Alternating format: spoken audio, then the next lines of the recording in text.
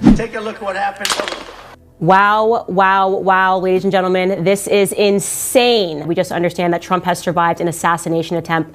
Terrifying for so many reasons, most of all terrifying because so many of us feared this. We feared this was going to happen and we were poo-pooed. You're conspiracy theorists, what are you talking about? I kid you not. I kid you not when I say that I just did an interview, I think it was Russell Brand, and I was asked, who do you want to be the VP for Donald Trump? And I said, I want him to pick somebody that is so America first that they won't bother assassinating him. And I said, I know that sounds like a conspiracy theory, but I believe that the deep state is this desperate to get rid of him. This is what we feared. And again, we were called conspiracy theorists for believing this because, you know, some people are still living within this illusion that everything is totally normal in America and really Trump guy bad, orange man bad, everybody else is just crazy and becoming a conspiracy theorist. No, we are not crazy. We are not becoming a conspiracy theorist. We are recognizing reality. And the reality is they want him gone. Dramatic, tragic, and obviously White House stands to benefit. Did he pull the trigger? No, he did not. But considering how Joe Biden flopped at the debate, it is obvious that the system is trying very, very hard to get Joe Biden re-elected. So the big question is this: who really is in charge at the White House? President Joe Biden is totally out of place, is unwell. The shocking thing, even for us in Africa, is that the Democratic Party would still be trying so hard to push a man who's clearly unwell, a man who's out of touch with reality. We saw President Ruto the other day visit at White House. That's the Kenyan president. And you could tell that President Joe Biden was not himself.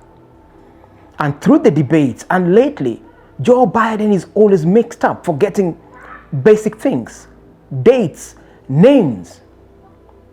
Doesn't even remember who his vice president is. So clearly, somebody else is in charge at White House, and it is not President Joe Biden. That person who is in charge at White House, that system, is what is trying very hard to get Joe Biden back. To anyone who's got eyes to see and ears to hear, President Joe Biden is not in charge. It is the deep state of America, it is the system in America that is in charge. Those must be the men and women who are trying to prop Joe Biden to become the next president, which obviously will not happen, considering his health and the fact that he has lost touch. A vast majority have shifted towards President Donald Trump.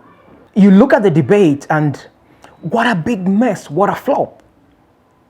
And how President Trump spared Joe Biden in this whole thing. He was fairly kind to him. Honestly, the Trump who debated in the first time he ran for president, debating this time round, would have been more scathing at attacking President Joe Biden. He probably just sympathized that the brother needs to be home, taking care of his grandchildren and resting, instead of going through the rigors of a presidency of a nation state that is one of the most powerful in the world and requires that alertness to be able to deliver for the population, but also to be able to ensure that the world ecosystem, the geopolitics run as they should.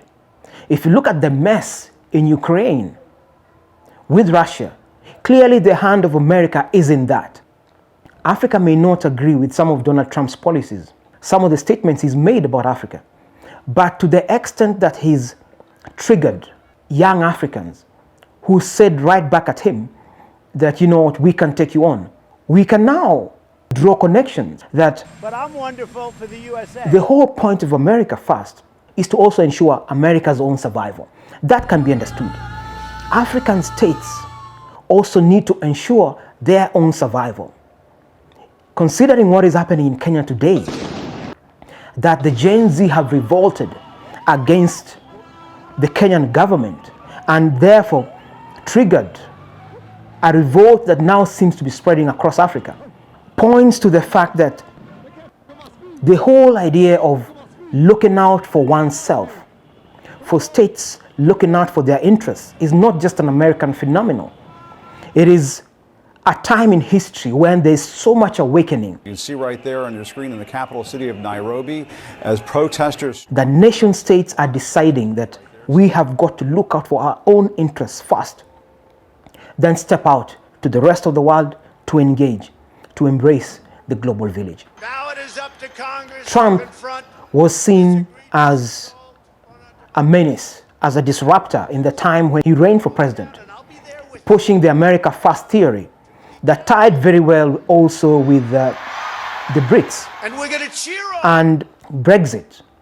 So the whole idea of nationalism obviously rubbed a vast majority of global citizens wrongly.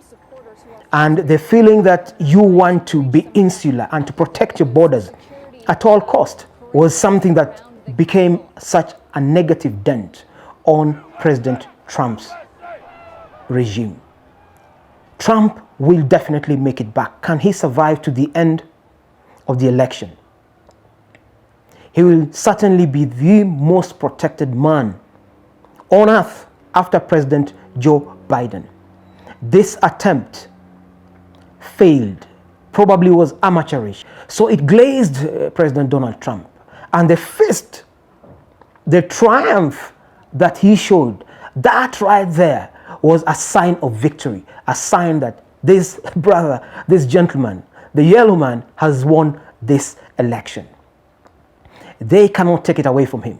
But we see in history that those who have been disruptors of the American system traditionally either have had assassination attempts on their life or have actually been taken out.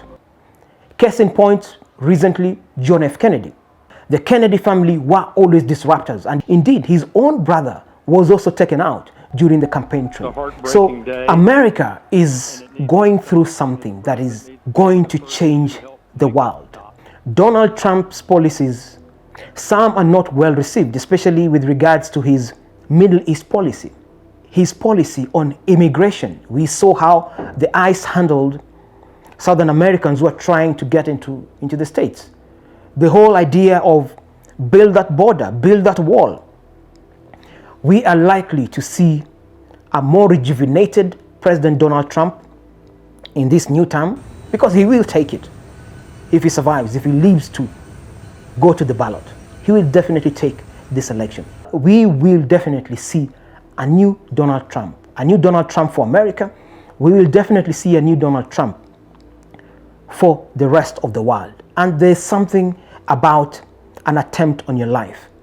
It does something to your psyche, and you soon realize that you are not that indispensable. So perhaps how you relate with the world, your foreign policy and your domestic policy will shift to be more accommodative, to be more humane. The attempt on Donald Trump may not be final. As things stand, he is not wanted by the system. But the vast majority of American population who did not like a Trump presidency in his first term, who still were not sure whether they want to vote for him, after this, they will definitely vote to the last man. The system will not have the last laugh on this one. As Africa, we just wait and see how President Donald Trump will interact with the African states and African people. This is Afrocentric. It's going to be a crucial few weeks ahead and months running up to the election. We'll keep you posted. Like, share, subscribe.